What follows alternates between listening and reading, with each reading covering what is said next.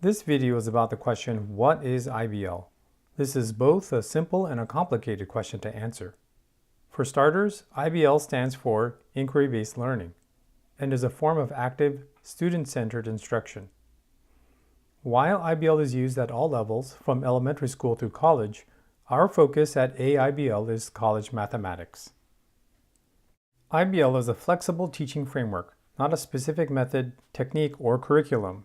There is no single correct IBL way of teaching.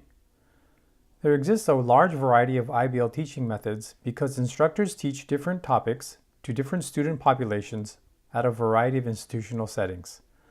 Students have different individual needs and goals, and we see variation even across two sections of the same course at the same institution. Teaching is a complex, dynamic profession, and the IBL framework is highly useful for building courses that are customized to specific circumstances. Innovative math faculty have adapted the IBL framework to suit their needs, their students' needs, and institutional factors such as class size and classroom space. All this explains why there isn't just one version of IBL, and why faculty have invented a wide variety of methods. The core features of IBL are A. Students deeply engaged in rich mathematics, and B. Regular opportunities for students to collaborate. These two features are often referred to as the twin pillars of IBL teaching.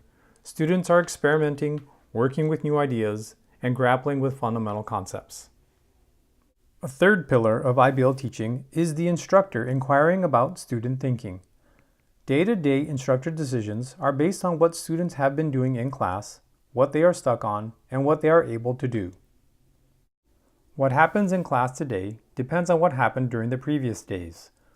One of the main roles of an instructor is to listen closely and think carefully about student thinking, and then use that information to determine the next activities.